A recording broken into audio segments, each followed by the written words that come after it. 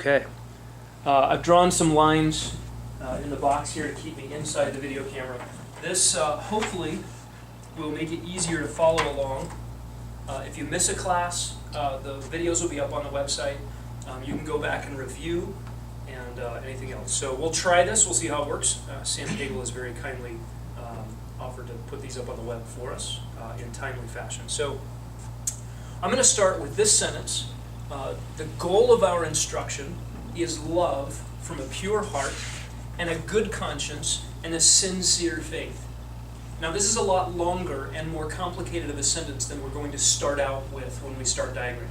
But I want to put a diagram up on the board so that you can see why grammar matters. So that you can see some of the fruit of diagramming. And so one of the questions I had in just approaching this verse, when Paul says to Timothy, the goal of our instruction is love from a pure heart and a good conscience and a sincere faith. Does he have in mind three things? Like, why do we teach? Why do we teach truth from the Word? Why do we want to understand the Word of God? Is it so that we can have, number one, love from a pure heart, and number two, a good conscience, and number three, a sincere faith? You know, this is a really nice sermon outline. Is that the goal? These three things, love from a pure heart, a good conscience, and a sincere faith? Or does Paul have in mind the goal of our instruction is love? What kind of love? Love, number one, from a pure heart. Love from, number one, a pure heart. Number two, love from a good conscience. And number three, love from a sincere faith. Do you see the difference? Do you see why it matters? We want to find out which one it is. We're committed, when we study the Bible, to single meaning. To single meaning. In other words, the Bible doesn't mean both of those things. It means one of those things. And we want to work hard at figuring out which one it is. What a diagram is going to do for us is limit some of the possibilities.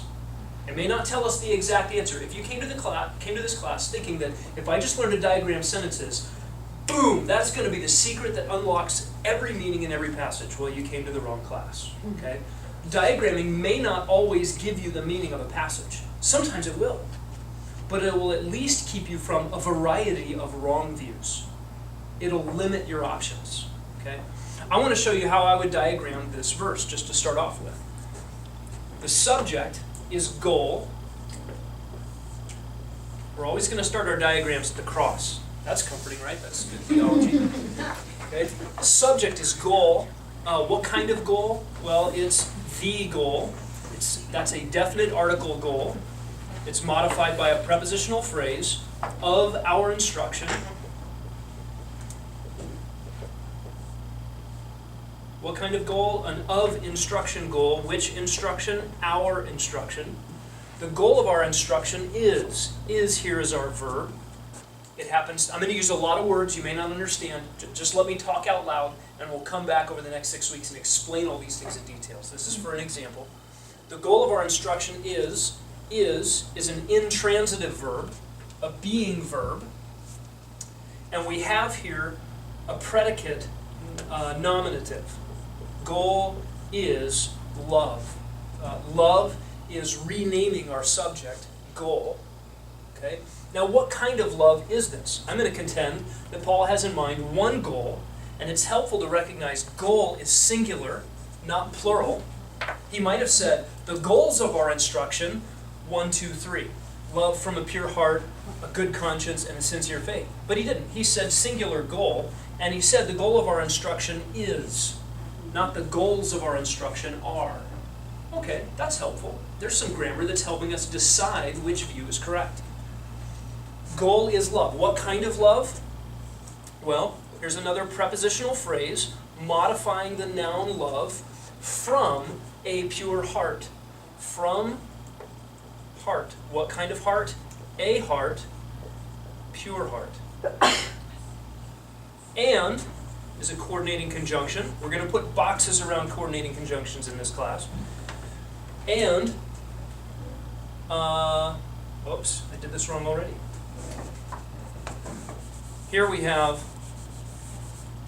Not 3 prepositional phrases, but 1 prepositional phrase with 3 objects.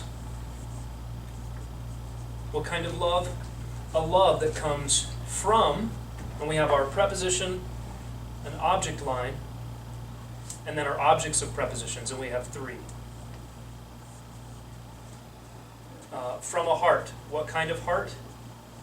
A pure heart. And our conjunction is going to go in between that and our next object of a prepositional phrase, conscience. What kind of conscience? A good conscience. Another and, conjunction, a sincere faith. A sincere. Okay, what the diagramming process made me do is account for every single word in the verse and the relationship of every word to every other word in the verse. So now that we've got our diagram, I'm going to talk it through. What is the main point of this verse? Goal is love. Goal is love. Does everybody see that? The top line just tells you what this verse is about. You don't have to make it up. You don't have to try to decide what is the theme. I see some words here that I really like. Sincerity. I think this passage is about sincerity because, I really like sincerity. I've got a great illustration for sincere. No, that's not the point of the passage. Well, I think the point of the passage is conscience. I've been reading about the conscience a lot lately, and I think that's what it's about. Well, no, the grammar will not allow those things. The grammar actually demands that the main point is what you see right up here on the top. Goal is love. The goal, what kind of goal? What goal is Paul talking about? Well, the goal, he has a very specific goal in mind, and it's the goal of our instruction. The goal of instruction. The goal of instruction. Whose instruction? Our. Probably meaning Paul and his companions, maybe the apostles. Maybe this is a reference to apostolic teaching. Maybe this is Paul speaking in the sort of royal we, first person plural. The goal of what I've been telling you, Timothy, is, the goal that I've been telling you is love. Excuse me? Yes. What is the reference for them? Is it? It's in. Now I put all these sentences together without references. So if you ask me these questions, I believe it's 1 Timothy 1, and I'm going to look up the verse for you. Would it be helpful if you had the references to all of these as we go through? Yep. Okay, Chris wants it. Yes. Yes. I'll go put the verse in. For this one is 1 Timothy 1:5. Thank you. So Lynn was in our previous class and discovered that context was really important, so she's going to hold my feet to the fire. Okay. Goal is love.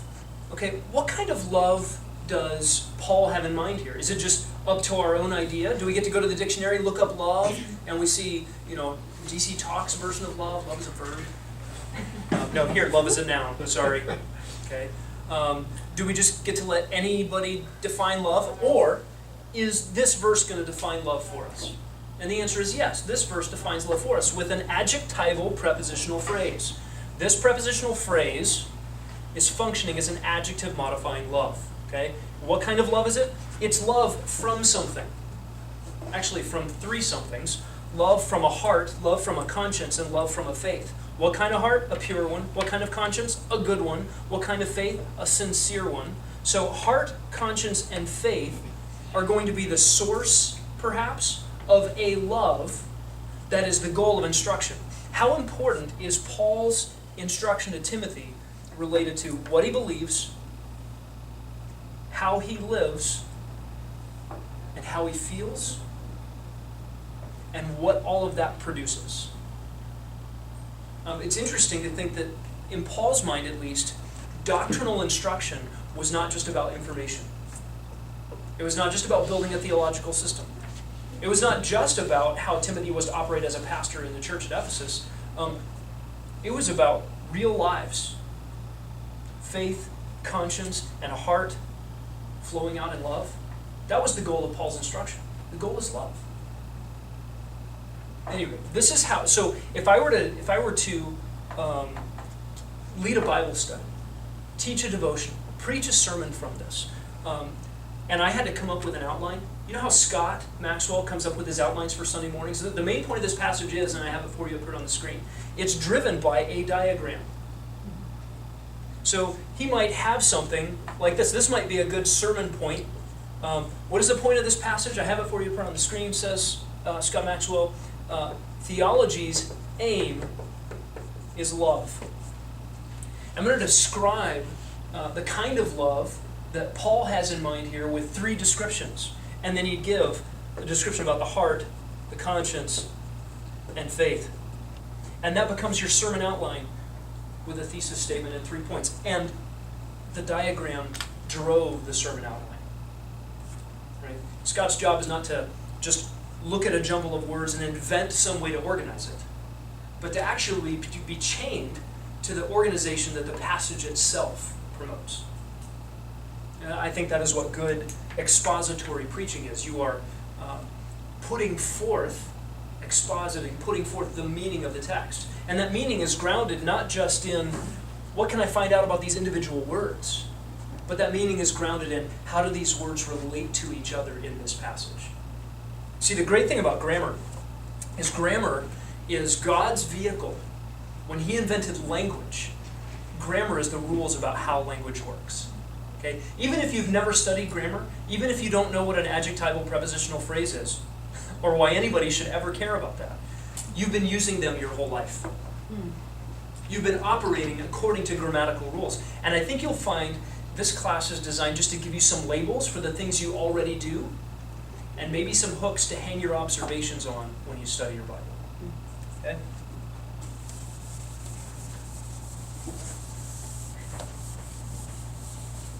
Can I ask you a question, Sven? Yes. Before you ask that question, I want to re-encourage those who are discouraged by at least writing our next verse up on the board. Okay, Chris, go ahead. So if you wanted to take scripture apart by looking at say prepositional phrases, is doing the diagram like you did a good way to check to see if your phrases are correct? I mean, the way I've never seen that, like just circle, you said there's your phrase. Yes. Is that a good way to kind of double check your work by doing the diagram? After I do the, are you checking, what work are you talking about checking the diagram with? So, say I want to mark out all of the phrases. Oh, yes, okay. So what Chris is referring to is if you have bare text. I haven't gotten to prepositional phrases yet. Will you save that question? Okay, absolutely, if I remember. Okay. Write it down. That is part of what we'll talk about when we get to prepositional phrases. Okay. And yes, I'll use the diagram to check what I've marked out, Okay. and I'm using what I've marked out to check the diagram. It's kind of back and forth. Lynn? I hope I don't drive you crazy, but I need to connect the first class to this class. Yes. So if we were going to attack a passage, remember the stuff that you taught us in the first class? You would say, all right, what kind of literature is it? Is it historical? Is it? You would want us to identify the type. You would want us to identify the author. You would want us to identify the audience. All that before we do this. Like, I'm just getting an idea. Are we going broad, Not necessarily. narrow? Don't No. have to. We can just go ahead and go in. You can just, I tend to diagram things in my mind as I read them, because understanding grammatical structures just makes you a better reader. Okay. You don't have to know everything there is to know about the historical context before you do this. Okay. In fact, when I teach the guys in H3 a sermon preparation process, I will have them do this before word study. To get general understanding. Before word study. And I hope this will be clear the more we go through the class, but I believe that the grammatical relationships of words to each other, how the words are connected to each other, is going to be more helpful for the meaning than the dictionary definitions of words. Right? I can go to the dictionary definition of the word love, and I can get a noun, and I can get a verb. And under a noun, I can get all kinds of definitions. Under the verb, I can get all kinds of definitions. But without even going to the dictionary, you and I were able to narrow down Paul's meaning for love just by the way it's related to the other words. MacArthur said that. I was listening to a sermon in Revelation, and he said, Lord is the noun. It's not the object of the preposition. Therefore, are we talking about the Sabbath, or are we talking about the second coming? That's great. Huge. And I just said, okay. I just wanted to understand, like, approach, because if I was to go do this, or if I was to teach the kids how to do this, Once the approach, Here's, we can go right to yeah, this. when we went through all the steps for basics of Bible study, I would give you a different set of steps to dig in and do grammar. I intentionally avoided this in that class. Okay, but we can just go dig in. So if you were in the previous class, remember step 1 was read. Right. Read, read, read, read, read, read, read. Step 2 was look at the words. This might be step 1.8. Something like that. Okay, good question. Okay, let's talk a little bit about why we can even diagram. Before we get to our first example here. Some things we're committed to as it relates to hermeneutics. Hermeneutics is a big word that just means the rules of interpretation. The rules of interpretation. What rules do we use to try to understand a text of Scripture? And at Grace Bible Church, we're committed to 3 letters. And they stand for literal, grammatical, and historical. Literal, grammatical, historical. That is the hermeneutic that we use to approach the Scriptures. We believe that it's the hermeneutic that's appropriate to all language. For instance, if I wrote a letter to you, I would expect that you would approach the letter that I write to you with what we're going to talk about, literal, grammatical, historical approach. That is, you want to know the author's original intent. You want to know my intent. It's not legitimate for you to take my letter and then input whatever meaning you want to input and then think that's what that letter means, right? You've just stolen my words from me. They're my words. The author's intent is what we're after. We don't believe in the postmodern reader response theory that says, what does this passage mean to me? Right? That's not what we're interested in. We're not interested in the art exhibit, looking at the Mona Lisa and everybody giving their own input about what, was it Da Vinci? What Da Vinci was, what this painting means. No, we're more interested in what did Da Vinci mean by it. Okay? And in the text of Scripture, that's far more important. What did God mean by His words? Think about how careless and how audacious we are when we actually take a verse of Scripture and don't even think to ask, God, what did you mean by this? And we run headlong into whatever we think we want it to mean. Right? That's not humble. I don't think that's the approach to Scripture that God wants us to have. Isaiah 66, this is the one to whom I will look, he who trembles at my word. That is, we have a reverence for these words because they come from God. So we want to work hard to get His intent. And so we'll look at literally what He means. We mean by literal just the words that are used. We want to look at the actual words. You see, the Bible was breathed out by God down to the very word level, down to the letters that were used in the words. Every single piece of the Scriptures was breathed out by God and is therefore authoritative, in keeping with His character, useful for teaching, etc. If the Bible only contained the words of God in sort of general ideas, then we couldn't dig down to the details. We wouldn't be on good ground of authority looking at the details. But God actually conveyed His truth through grammatical structures, through actual words, through the words used. So we want to look up what the words mean. That's the L part, literal, grammatical, historical. What do the words mean?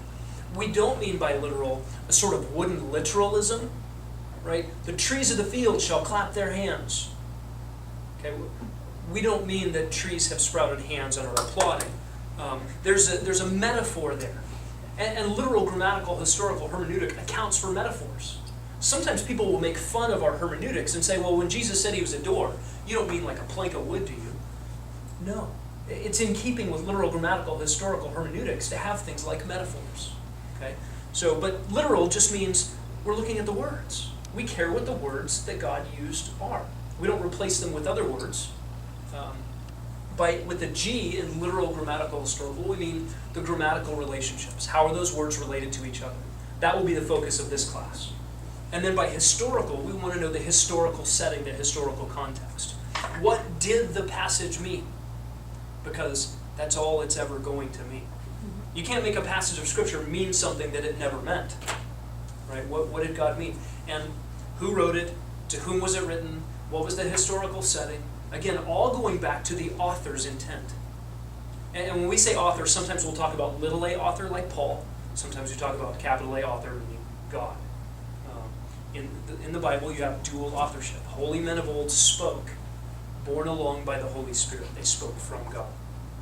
So, all of these things, the literal, grammatical, historical, hermeneutic, with the intent to get God's intended meaning, leads us to do something as crazy as diagramming sentences. When I was in 8th grade, I thought it was just, oh, this is kind of cool. It's kind of fun. It's like putting together a puzzle.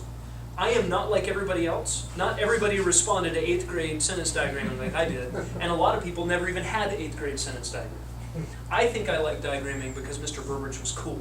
He wore a diver's watch. He had, long blonde hair, and he wandered out in the desert and found cool stuff. So anything he did I thought was cool. He happened to teach us diagramming, and it ended up getting me through graduate school. But we have much more incentive than that to diagram. We get to know God's mind. We get to know God's intent in His heart. So diagramming, by the way, I'm going to give all of you some resources, but not yet. Maybe 4 weeks in, I'll give you the book that Chris has, and it is an introduction to English sentence diagramming. There's a reason I'm not going to give it to you yet. I'm also going to give you a cheat sheet which has definitions of things like adjectives, adverbs, nouns, verbs, what's a prepositional phrase, those kinds of things. So you'll have something you can hold on to look at later. What I want to do to begin with is, aside from the cheat sheet, which could be an unfortunate crutch, I just want to talk it through and rehearse things over and over and over and over again so that you start to get it just by doing. Okay, so you'll have the cheat sheet, you'll have the book, but for the first few weeks of this class, we're just going to do. Okay, is that fair? And we'll try to keep it simple and build. So if I'm a step or two past where you're at, stop me. Okay, don't be shy. Diagramming starts at the cross. Everybody with me? Okay. This cross is going to divide what we call the subject from everything that's said about the subject. Okay? On this side, we're going to put our subject, and on this side, we'll put what we call the predicate. Everything that is predicated about the subject goes on the right side of the cross. Now, the subject may have lots of describers, lots of things that describe it, lots of things that modify it. And so you can get all kinds of things on the subject side of things. This can be a big, huge, massive thing. But all of it has to do with the subject. Over on the predicate side, we have essentially the verb and everything that goes along with the verb side. So, subject side, verb side. And you said the thing below it are the things that describe it. So like it'd be like anything describing the subject, anything describing the verbs? Basically, More yes. or less, that's Yep. kind of, okay. Yep. Okay. So in this sentence we have from John chapter 11, I knew the reference on that one. We have two words. You get to pick which one of these is the subject and which one of these is the predicate. What do you think?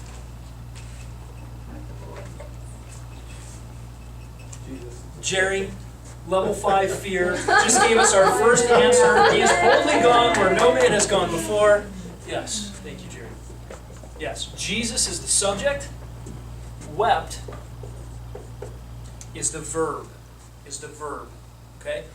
Now we're going to talk about parts of speech and function in the sentence.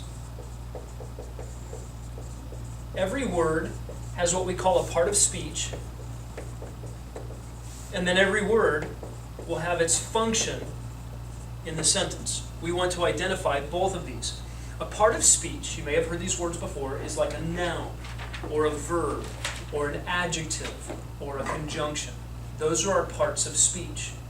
Well, we're going to start with nouns. Okay, what is a noun? Person, place, or thing. Some people add person, place, thing, or idea, right? Justice. Okay, it's not a person, not a place, it's not a thing, but it is a noun. It's an idea. Okay.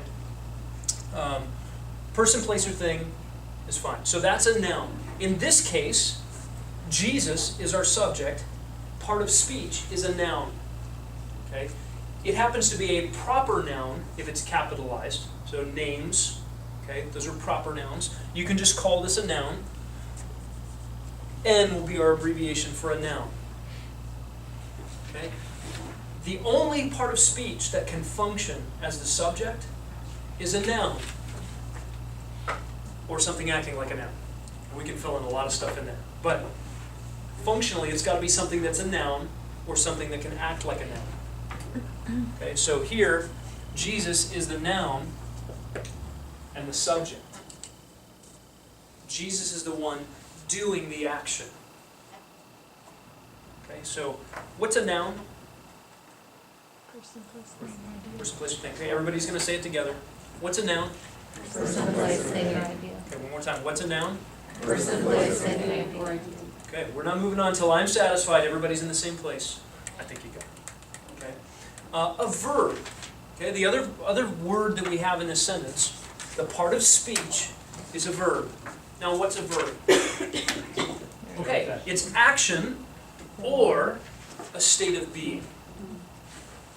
Okay, is a verb. Okay. In this case, our verb is wept. Wept, as a part of speech, is a verb. Wept, as far as its function in the sentence, we also call that the verb. What's it doing in the sentence? It's the verb. Part of speech and function in the sentence happen to be the same thing. So we put it on the verb spot on our diagram. Okay? Jesus wept. That's the whole diagram. Someday we'll get around to analyzing verbs. We'll hold off on that for now. That would be our next step in the diagram. But pretty simple diagram. In the beginning, you might think, what good is the diagram? I didn't see anything in the diagram that I didn't see before you put the diagram up there. But these are stepping stones to get us to see more complicated things. So, Jesus wept. What I don't want you to do is think that after you've diagrammed a passage, you've done what you should do with that passage. Or that passage has done what it should do to you. Right? We're not quite finished yet. Even at the diagramming phase, I don't want to get away from meditating. Stop, think just long enough. What do you mean Jesus wept? If all we're doing is analyzing grammatical relationships, we've missed the point that the God of the universe took on flesh,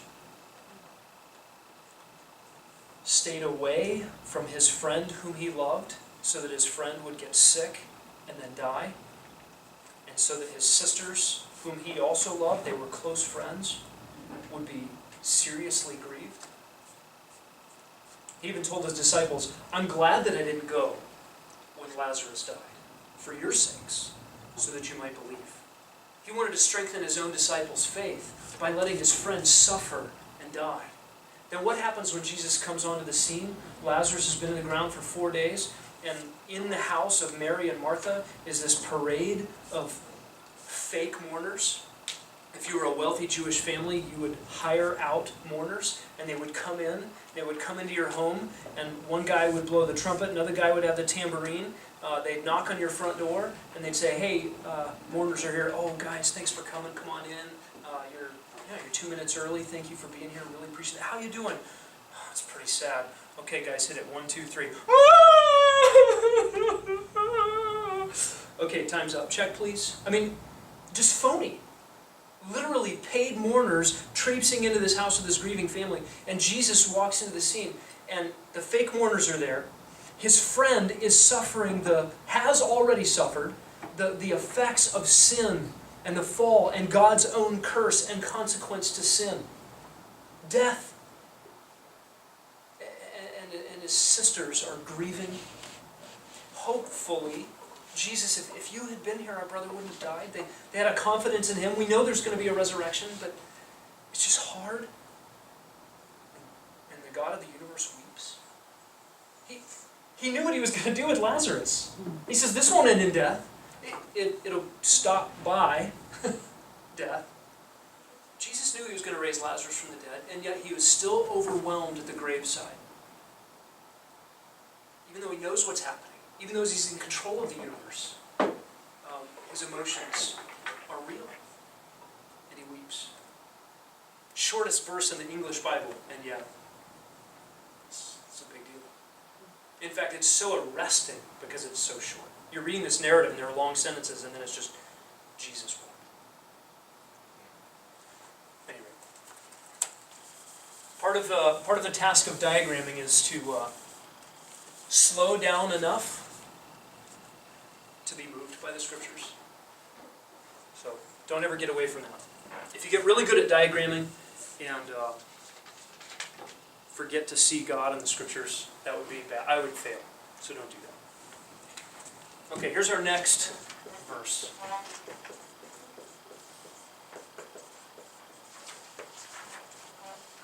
God blessed them.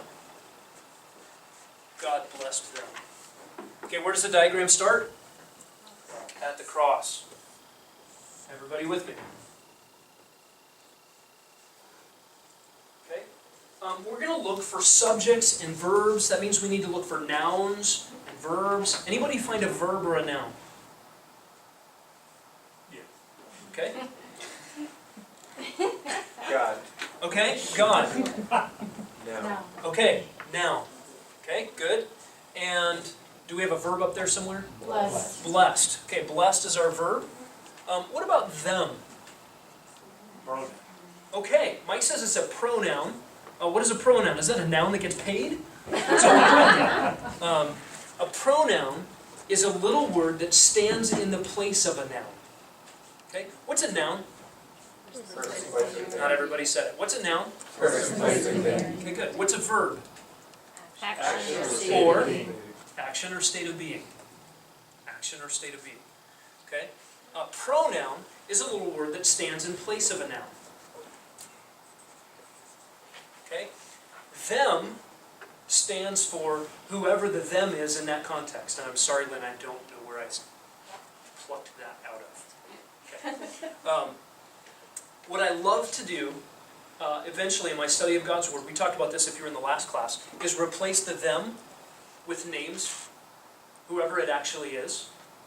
And you can usually find from the context who the them is.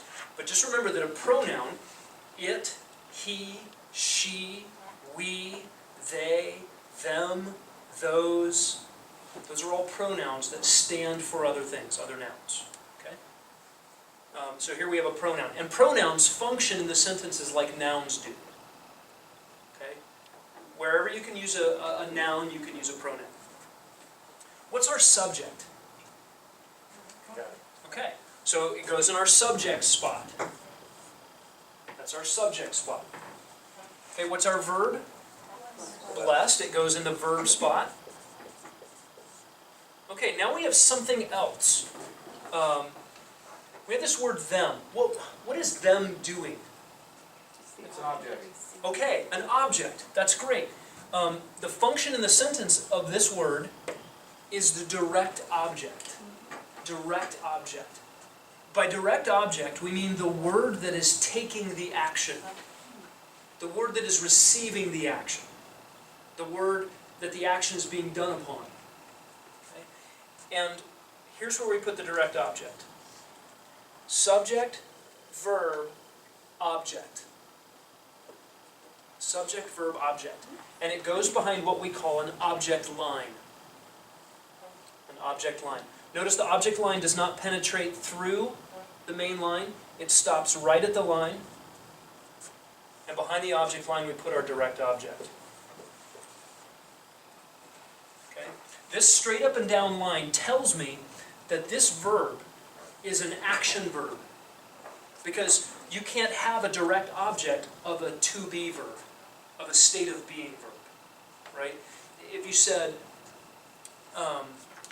God is, there's no action that is doing. He's just being something. Okay? So this straight up and down object line tells me that there's action happening, that the subject is doing the action upon the direct object. Them is the direct object. Any questions?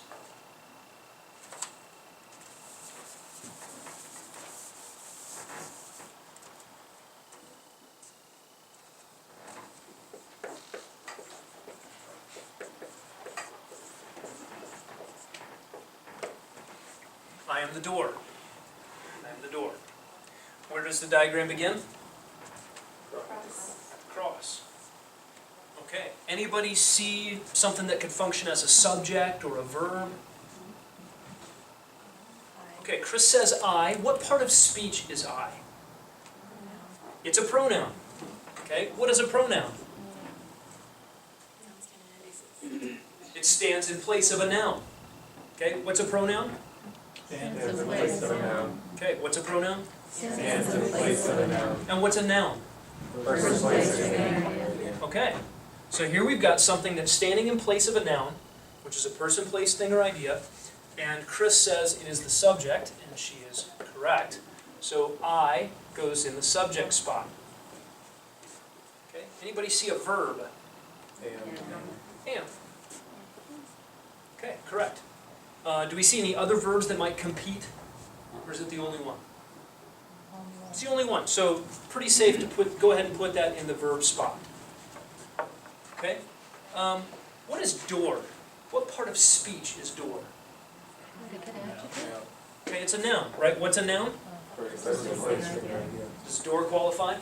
Yeah, it's a thing. Okay. It's functioning as a direct object. Predicate adjective. Okay, we've got a couple different ideas. Whoa!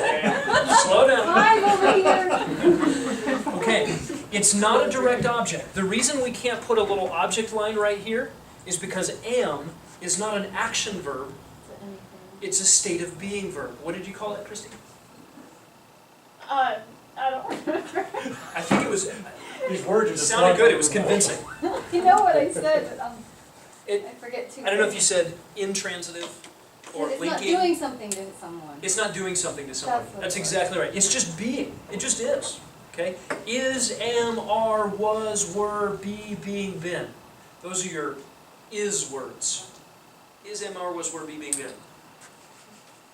I won't make you repeat those. Am just ams. It just is. Okay? And so we can't put the direct object line. So door is not a direct object. There's not action being done to the door. The door just is something. Am almost functions like an equal sign. We better, if you're a math person, we better do an almost equal sign, okay? A sort of equal sign. And here's what we do with door. Okay? This is what we call a predicate nominative. Predicate nominative. Any guesses on why we call it predicate? Because it's on the predicate side of the cross. That's it. That's the answer. And nominative, as in naming something. It's a predicate nominative because it is a noun in the predicate that renames something. What is door renaming? I. Okay? And that's the point of this symbol right here. This backward slash, it's kind of like pointing back at the thing that's getting renamed. It's pointing back at the thing that's getting renamed. So we do this backslash for a predicate nominative because in the predicate, a noun is renaming the subject. Will it almost read hit again? The predicate is everything to the right of the cross. And what's on the left side? The subject, Okay. subject, predicate, subject, predicate. Dana? Will it always rename the subject? Or can it ever rename something else in the sentence? No, if it did, we'd call it something else. We might call it an object complement if it's renaming something in the predicate. So Yeah. a predicate nominative nominative renames the subject.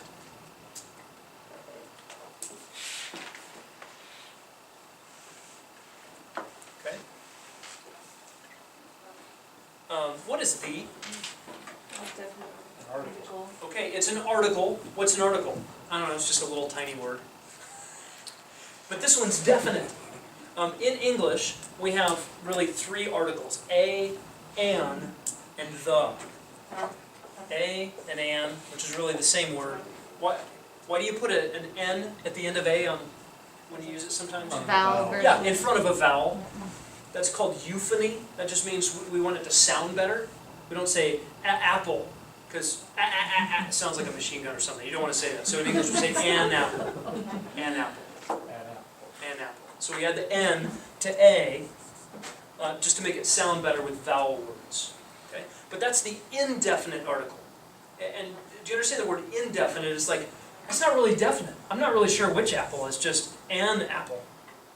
But if I said the apple, that's definite. Okay? So your articles are a and the. Okay? Indefinite article, definite article. They're adjectives. And they're adjectives. But yes, in fact, some people will call them like the definite article adjective or the indefinite article adjective. It is a type of adjective. We haven't talked about adjectives yet. This is a great place to introduce an adjective. An adjective modifies a noun. You can write that down, take it to the bank. An adjective modifies a noun.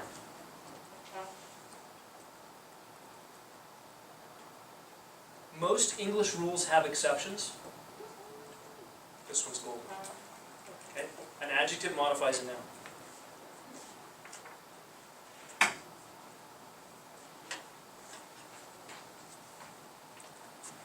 Which noun is this definite article modifying? Door. Okay, yep. Which door is it? The door. I don't know if you ran through this exercise in your mind and just did it lightning fast, but I don't know if you tried it with the other words. I like to try things out. I don't know what it modifies, so I'm going to try it on every word in the sentence. Is it the I? Is it the am? No, because adjectives can't modify verbs. Adjectives modify nouns. And the only other option is the door. Hey, that sounds right. We're going to test drive a lot of things, a lot of the relationships. And the test is, does it feel good? Does it sound right? And if that sounds subjective to you, it's actually not. It's just the way language works. We want to try it out until it feels good and sounds right. That really is how we'll judge the syntactical relationships. Now, if something that's wrong feels right to you, the problem's not with grammar.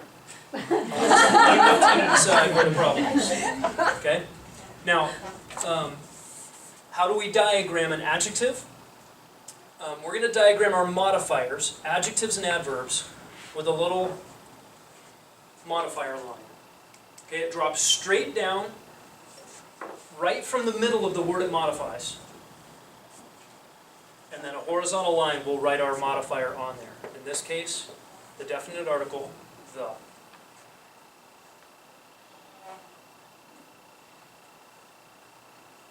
Okay. I am the door. By the way, Jesus did not use the indefinite article when he made this claim. Right? I'm a door, and there's lots of doors that all get to the same place. No, he said, I am the door.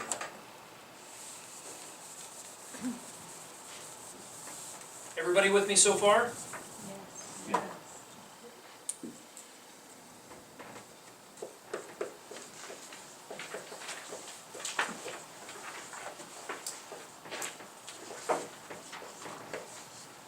I am the good shepherd. Where does our diagram start? At the cross. What's on the left of the cross? Subject, The subject. What's on the right of the cross? predicate, The predicate. Okay, what's on the left of the cross? subject, Okay, we got about to 28% of the class there. What's on the left of the cross? Subject. Subject. What's on the right of the cross? Predicate. Predicate. I am not afraid to call out people by name if we're not all answering, just so that you're aware. Okay. See anything up there that should be our subject or our verb? Those are usually the easiest to pick out. Okay? I is the subject. I can agree with that. What part of speech is I? noun, Okay. pronoun, Yeah. What kind of noun? It's a professional noun. What's a pronoun? stands in place of a noun, Stands in place of a noun. Oh, sorry. Okay, what's a pronoun? Stands in place of a noun. What's a noun? person, place, thing, or idea. Okay, good. Anybody see a verb? Am. Is this an action verb or a state of being verb? State of being verb. Does a state of being verb take a direct object? No. No. No action is being done. Something is just being. Okay? So that's our verb. Do you see any other parts of speech, words that you recognize? Shepherd. Shepherd is a Is it always a shepherd is a what? All right. Is shepherd always a noun? No. No, it's a verb. It can be a verb. Elders shepherd the flock among you. Okay, there it's a verb. So if you went to your dictionary, found out that shepherd means to take care of people in the church, and you just plugged in your definition, you're going to violate the grammar. Okay, the grammar will keep you from making that error. Okay, here, yes, shepherd is a noun. Okay, what's a noun? Person, place, thing. Good. Okay, what is the? Definite article. What is the? Definitely. Definite article, good. And the definite article functions like what? An adjective. What do adjectives modify? Nouns. Or pronoun. Yeah, just to keep it simple, adjectives modify nouns. The caveat is, or anything acting like a noun, and we'll fill that in. So, yeah, so do you see any adjectives up there? Okay, yeah, we said the definite article is acting like an adjective. It is a kind of adjective, definite article. And then good is an adjective. Okay, what is good modifying? Shepherd. Shepherd. I agree. What is the modifying? Shepherd. No. What? Oh, it's your shepherd. Yeah, that awkward silence after you give the right answer is just really a test to see if you'll fall victim and supply something else. Right? No, the first answer was the correct one. Okay. The is also modifying shepherd. Why? I'm going to test drive it on all places. Is it the I? No. Is it the am? No. Is it the good? Why can it not be the good? Good's not a It's noun. an adjective. Good's an adjective. And adjectives only modify nouns. Your only choices, really, grammatically, are I and shepherd. So limit your possibilities. And I just doesn't sound right. The I, it's the shepherd. Okay? So, how is shepherd, how is this noun functioning in our sentence? It's being renamed. Predicate nominative. It's renaming the I. It's renaming the subject. And yes, it is a predicate nominative. Remember our symbol for the predicate nominative. Okay? Your predicate nominative goes right after that backslash. I am shepherd. What is the point of this passage? I have it for you up here on the screen. I am shepherd. Okay? Jesus is the shepherd. Now we put our modifiers under here. I like to put the modifiers in the order in which they appear in the text. So I'm going to put the before I put good. That's just a reminder to me which came first in the original word order. The diagram will get the word order kind of Yodified, you know, kind of mixed all up and backwards sometimes.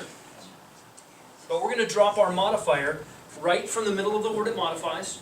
We're going to put our first modifier down there first. It's an adjective, a definite article, modifying shepherd. Which shepherd? The shepherd. What kind of shepherd? Good one.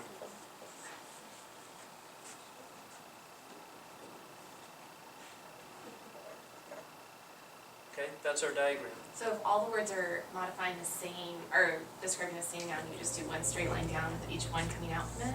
Yep. Now, this might be different. If some of you have done diagramming before, there are diagrams that will do like this. Like if you have 3 adjectives modifying shepherd, they kind of line them up like, anybody seen it that way before? The reason I don't like that for diagramming Bible verses is the Apostle Paul. Complicated sentences, you could have 20 adjectives modifying the same thing, or you might have whole phrases that act like an adjective, and you just don't have room to put those on there. And the other thing that it does, it allows visually every single adjective to point right back up to the middle of the word it modifies. Whereas if you had 20 adjectives on here, I've lost sight of what it's connected to. So that's my preference, is to diagram it straight down, and that way you can have as many as you want all the way down the page. It also keeps it organized, because then I have a very simple thing up top. What is the main point? I am shepherd. What is Jesus trying to say here? Is he trying to say, I'm good? No, not primarily. His goodness is in here, but really it's the kind of shepherd that Jesus is that's on display. The main point is Jesus is a shepherd. Now what kind of shepherd is he? Well, he's the shepherd, for one. He's not just any old shepherd, but he's also the good shepherd.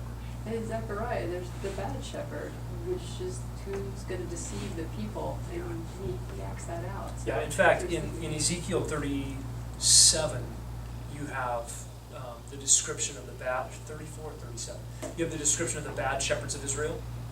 And in that passage, God says, I, Yahweh, will come and shepherd my people myself. And what happens when God comes in the flesh? Jesus comes and says, I am the good shepherd. It's a fulfillment of God's prophecies that he himself would visit and shepherd his people in the prophet Ezekiel.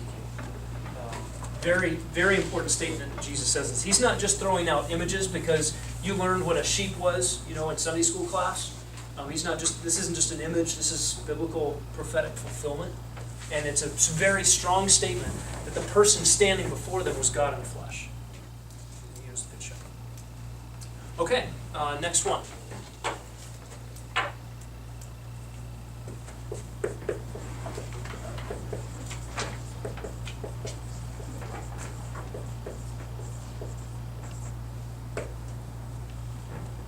I and the Father are one. Where does the diagram start? At the cross. What's on the left of the cross? The subject. What's on the right of the cross? The predicate. Okay, good. What's our subject? Two. Okay, we have two subjects. We have two subjects. What are they? I. Father.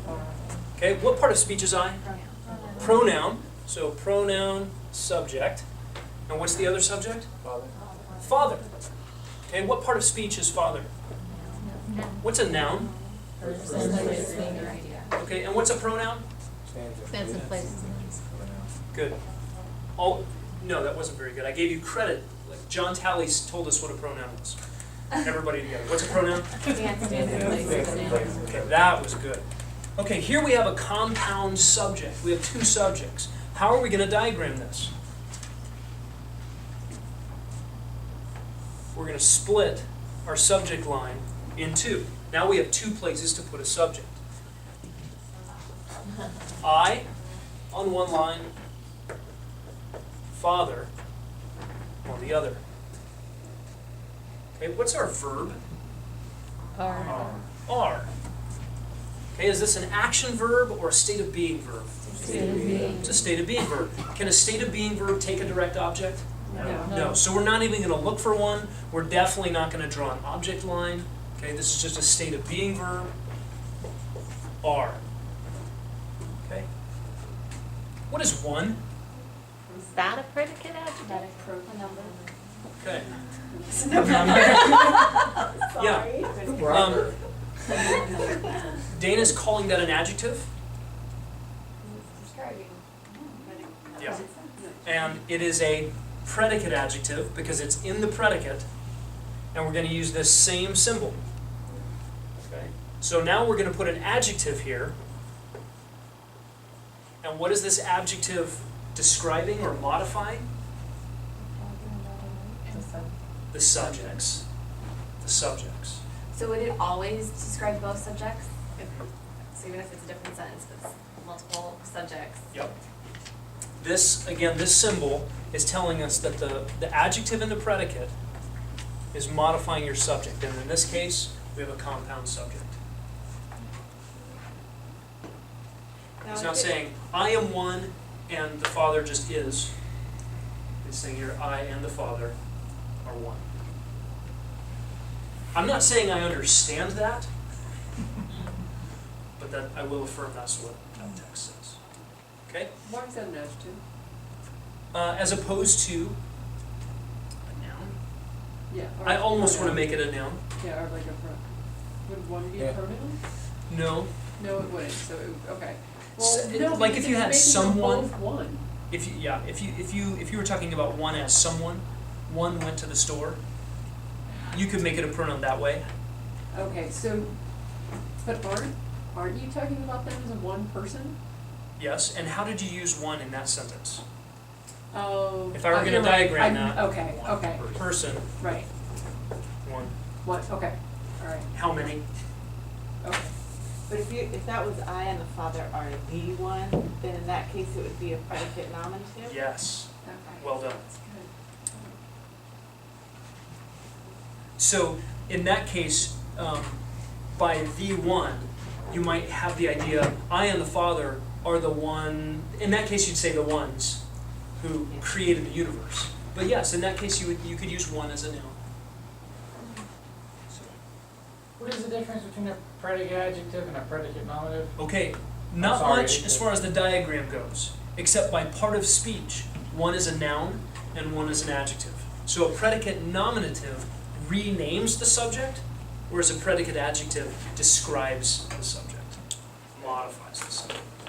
Okay, think about this. Pretend this is just me and my dad. Okay, let's not get into Trinitarian blasphemy here.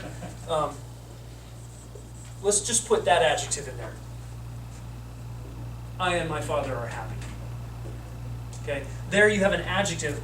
You could just as easily say a happy father, right? A happy boy or a happy son. Does that make sense? So your adjective is describing or modifying the subject. Okay, back to the Trinity. God the Son and God the Father are one. Okay, we're going to add an idea here. What is that word? Conjunction. It's a conjunction. Anybody watch Saturday morning cartoons back in the golden age of Saturday morning Conjunction cartoons, right? function. Conjunction junction, what's your function, right? And the point is, the conjunction joins things. The conjunction conjoins them, okay? A conjunction joins things. It's like the junction between two train cars in a long line of trains. And there are different kinds of conjunctions, okay? The basic categories of conjunctions are coordinating and subordinating. Okay? A coordinating conjunction in our symbology gets a box. A subordinating conjunction in our system gets a circle. This will matter a lot more when we get to some subordinating conjunctions. We won't for a while, because those are conjunctions typically that combine whole sentences with each other. Okay. Coordinating conjunctions get a box, subordinating get a circle. You don't really need to know why yet, but I will tell you that this symbol is my own. I've never seen this before in a diagramming method. But I am concerned not just to diagram sentences, but to diagram paragraphs and chapters and books. And I want to know how the sentences, how the verses fit together with each other. And the conjunctions tell you so much about the flow of an argument in a book. If I said, and I'll just give you an example, if I said, I'm going to the store, and I'm going to buy bread, and I'm going to eat, and I'm not going to starve. I used and as the conjunction between all of those. And what I essentially did is put all of those sentences on an equal footing. I'm going to the store, and I'm going to buy bread, and I'm going to eat, and I'm not going to starve. Okay, I just put ands in between all of those. I could have said, I'm going to the store so that I can buy bread. What I've just done is subordinated the next sentence to the first one. I'm actually answering the question, why am I going to the store? So that I can buy bread. Well, why do I want to buy bread? So that I can eat.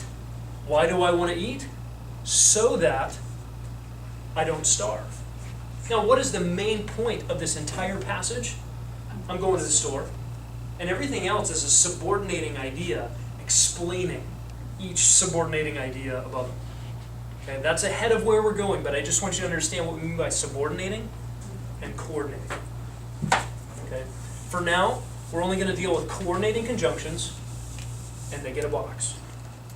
Yes, ma'am? Will you just give me a quick definition of coordinating conjunction? Yep.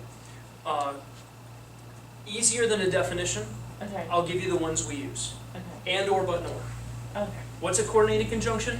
And, or, but, nor. In English, those are your coordinating conjunctions. And, or, but, and nor. And you'll get a feel for how they're used as we go along.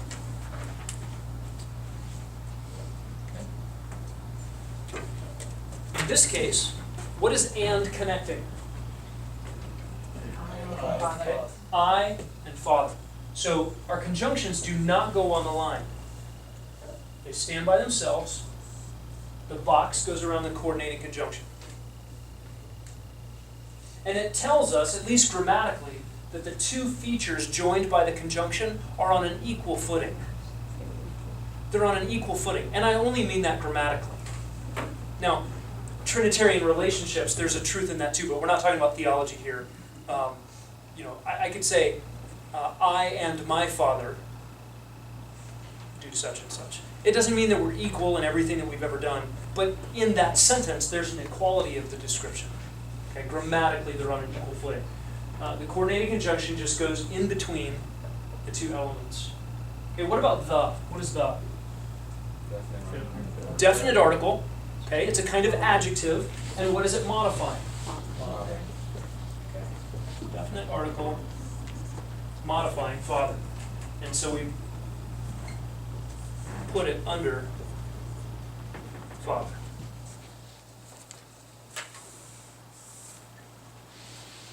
Okay, so that's our diagram. I and the father are one. You can begin to see how we do multiple subjects. You're going to apply this same principle if we do multiple direct objects, multiple verbs. We can just split the line and have as many as we want. You could have 20 subjects to one verb if you wanted to. Would you look on the predicate side then, like if there was, could there be more than one renaming of the same thing? Yes. So, Becky and Janet lived at the same house and ate the same food and played with the same kids or whatever. So yes. Yeah. So then you would just do like the lines. Mm-hmm. On Yeah. that So side. in that case, you would have, if you wanted to have multiple predicate I adjectives. gotcha. So then okay. Okay. Think about what you know already since we started this class.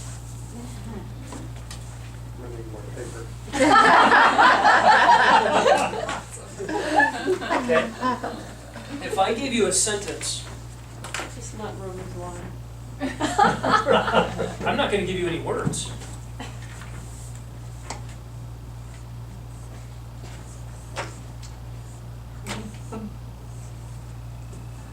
Okay.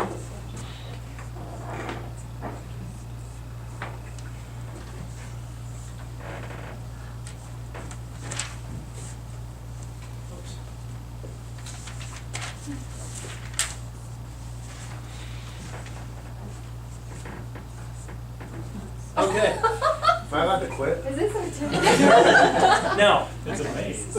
there are no words up here, but you can tell me some things about this sentence. Can you not? That's two subjects. Okay, two subjects. Okay, I'll just put some nouns up here. Can I do that? Has an action verb, because it has an. How do you know it has an action verb? Because it has an Direct object. object. Because we have a direct object line. Okay, I'm going to put an action up there. As in. Don't think computer bits. Dog. Think Oh, you teeth. already put the word dog. Yeah. The kid. Okay. Oh, you want to give me an object? The Sure, kid? That's several just objects. unkind. The man and the dog. The Okay. kid. So. Okay. Yeah. Etc. And we can fill it in. What goes here? According to you. And or but or. Same thing. Okay. Yeah. Probably and. But you could say or, if you're doing an investigation. I mean, what if we did this? What if we did indefinite articles? A man or a dog. Okay, now we've got some mystery. Okay. Bit, the mailman,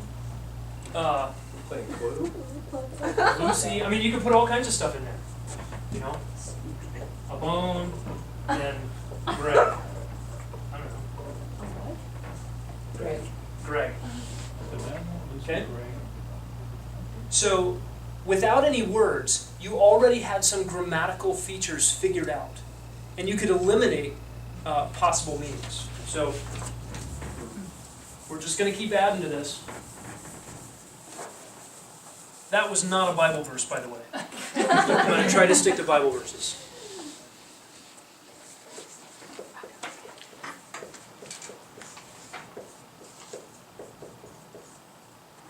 Oops.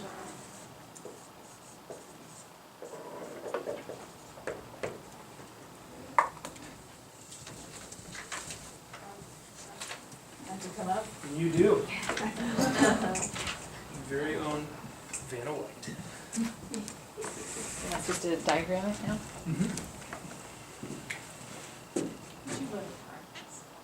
No.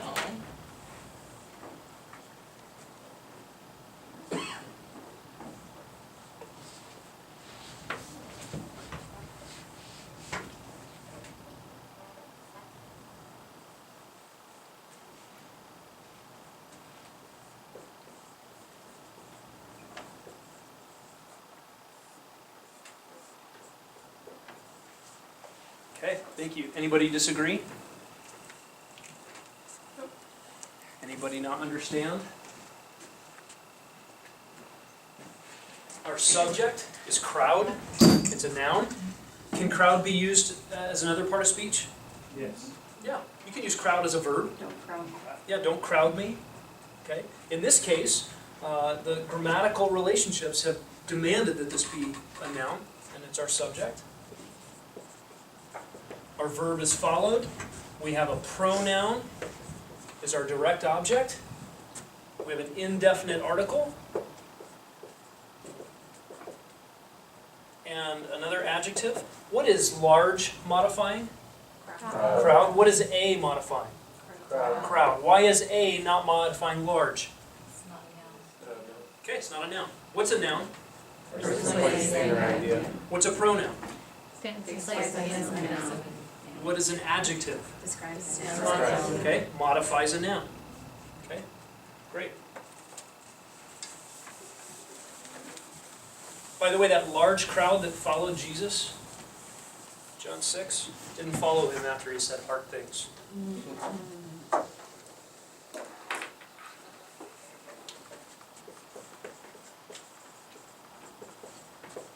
Are those both John passages? I am shepherd, the good shepherd, and I and the Father are one. They're both in John, right? John 17? A lot of these are from John. Okay. Okay, you search the scriptures. Where does our diagram begin? What's our subject? You. What part of speech is it? It's a pronoun. What's a pronoun? Okay, good. What's the verb? Okay. Is search always a verb? No. Okay. What else can it function as? It It could be a noun. Search party. It can be an adjective. Or we ended the search. It can be a noun. In this case, it's our verb. You search. Is this an action verb or a state of being verb?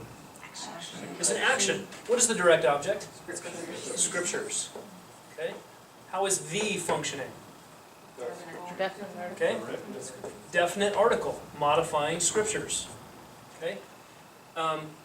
Let's talk about verbs for a second. When we look at verbs, I think we have time to do this. When we look at verbs, we're going to analyze several features of a verb.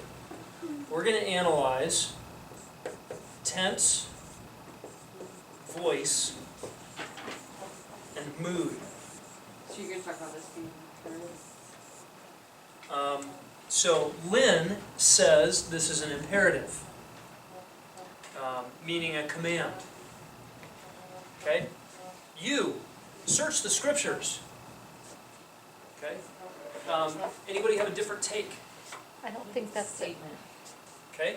What if it's just a statement? Hey, you guys search the scriptures, but the scriptures actually tell you about me. Okay? In this context, it happens to be what we call an indicative. Just a statement of fact. Okay? I'm going to give you some categories. We're not going to go through all the meanings of these. But tense is essentially your time. Past, present, future. And we'll talk about more time elements later. Voice is active. Your only choices are active or passive. In English, those are your only choices. Active and passive. When we say that a verb is active, we mean that it can take a direct object. That means the subject is doing the action. The subject is doing the action. Okay? By passive, we mean the subject is having the action done to it. Wait, say that again. Okay? If something is passive, think about you being passive. You're not doing the action's being done to you. Okay? It's the difference of Chris hit Becky, or Becky was hit by Chris. Becky was hit by Chris is passive. Becky's the subject, but the action's being done to you. Becky hit back. Be active. Okay? How could you turn this sentence into a passive? Okay, the scriptures were searched by you. Or you were searched by the scriptures. Living and active, sharper than any two-edged sword. Able to defend. Okay. Yes, the scriptures were searched by you would be the way to turn that into a passive. The mood, in English we're going to talk about 4 categories of mood. These have more technical names. For now, you can just go statement of fact, question, a statement of possibility, or a command. Those are your 4 moods in English. Okay? Is it asking a question? Nice thing in English is we'll get, one of these at the end. In Spanish, you get, oops, whatever it is. That thing, upside down. Are you gonna? It's kind of nice at the front end of a sentence to know you're asking a question. I like that. Are you gonna break up past, present, and future into Well, further? We'll talk about the perfect tense later, as soon as we get to one. Yep. So, is this a statement of fact? Is it a question? Is it a statement of possibility? That's may, might, could, should, would. Okay?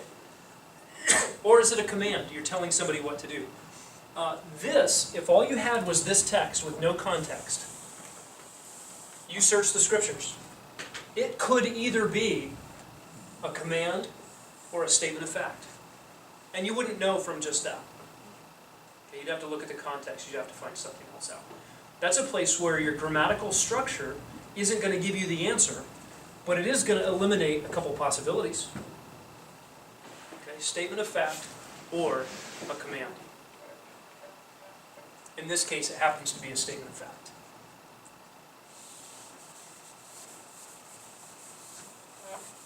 Okay, we'll do one more.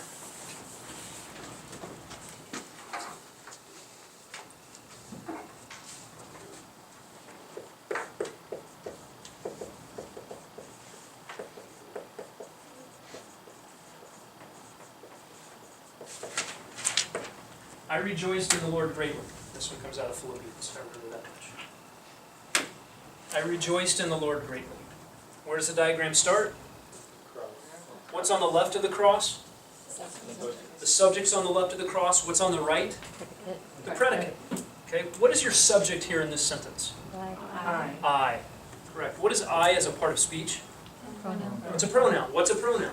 Tends the place in that. Takes the place of a noun. Takes the place of a noun. What's a noun? Person, place, thing, idea. Good. Person, place, thing, or idea. Okay, what's our verb?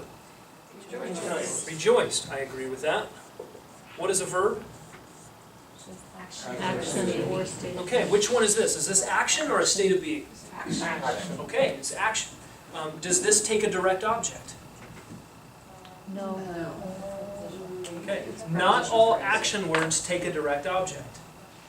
Okay, do you remember our very first sentence we diagrammed? Yes. Jesus wept. Was there a direct object? No, we only had 2 words. Okay, Jesus wept. Wasn't a state of being, it was action.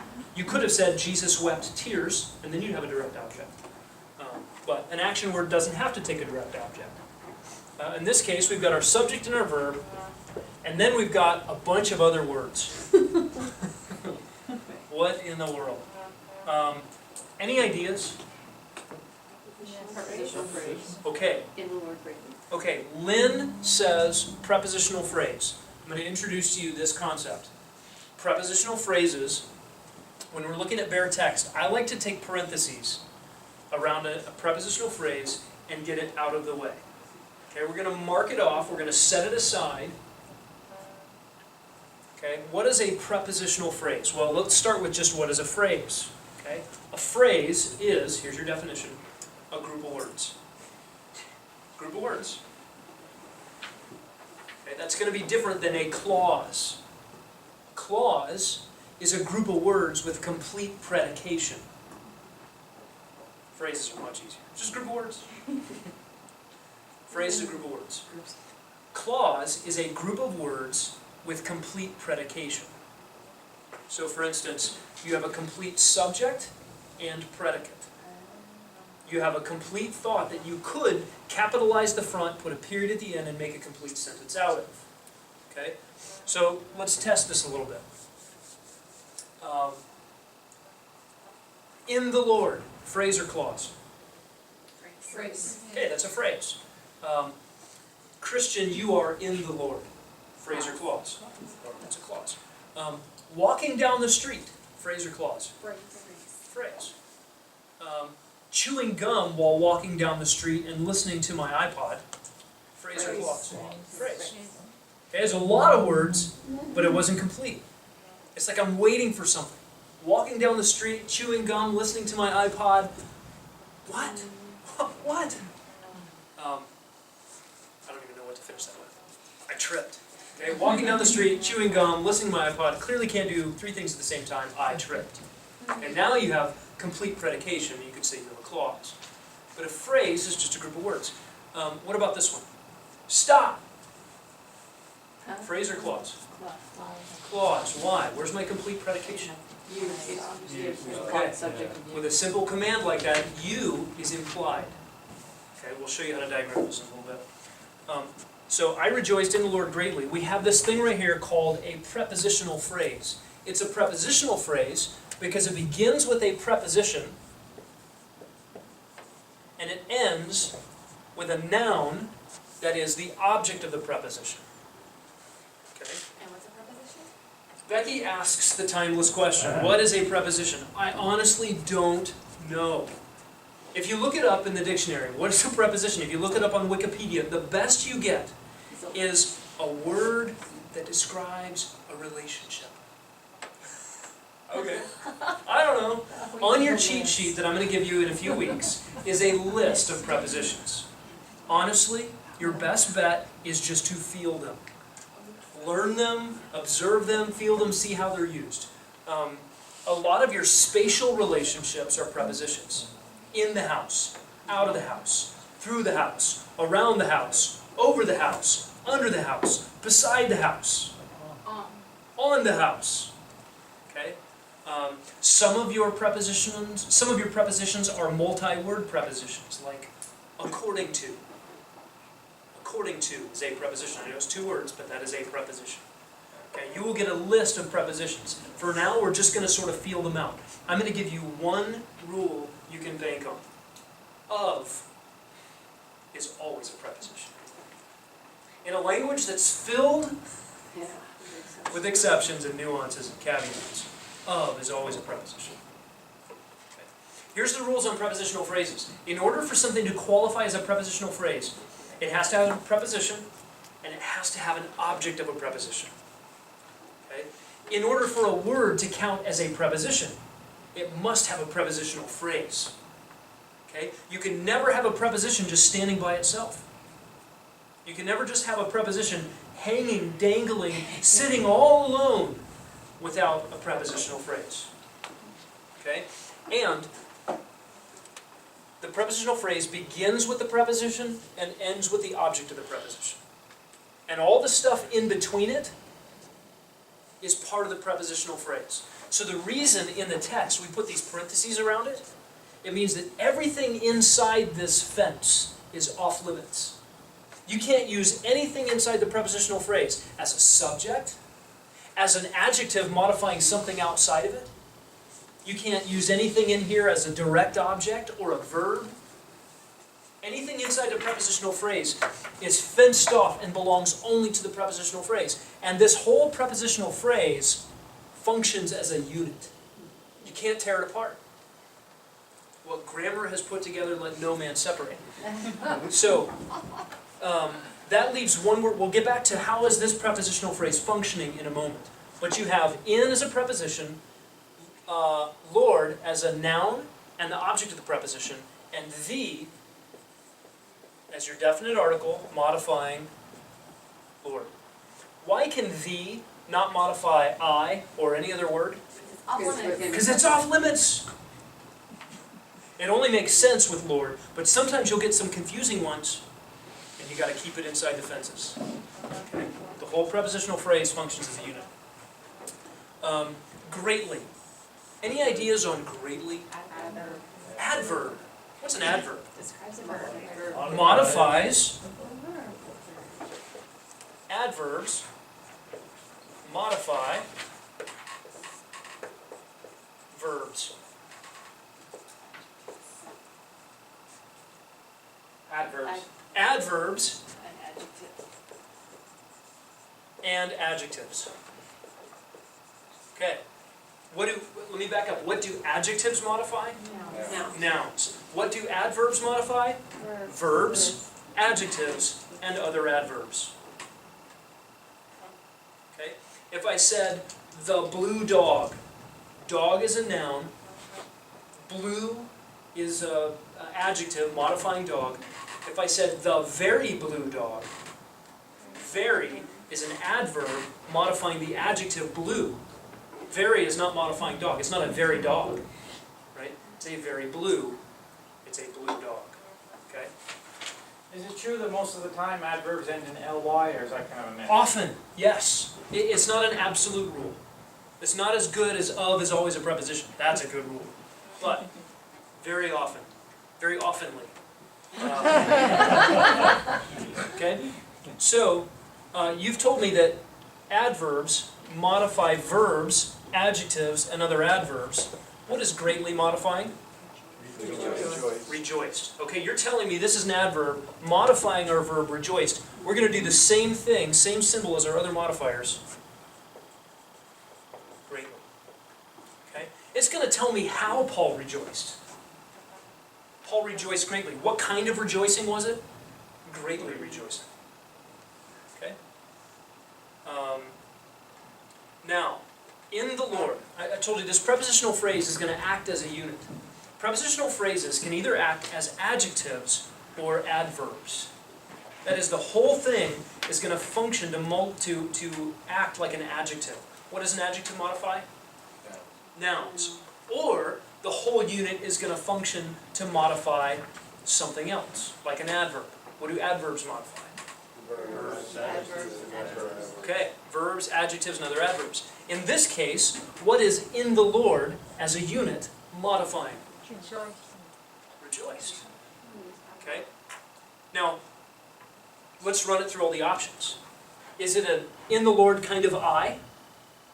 Now, theologically that would be true. Is Paul in the Lord? Yeah. But grammatically, that's not what this verse is about.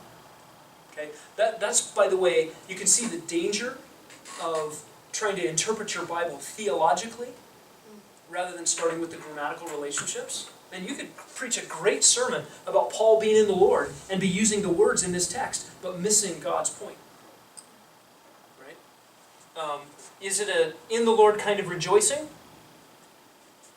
Yeah, that's what you told me. So I'm going to put it down here as an adverbial prepositional phrase. An adverbial prepositional phrase. That is, this prepositional phrase is functioning like an adverb. And it's modifying our main verb. I rejoiced, and here's how we diagram it. Preposition, object line, we've seen that symbol before, right? Object line, and then the object of the preposition. And then that lets us put our modifiers under what they modify. In this case, our definite article under Lord. So basically, when you have a prepositional phrase, once you know where to put it, then you would just do the same kind of diagram as that one phrase. That's exactly right. Okay.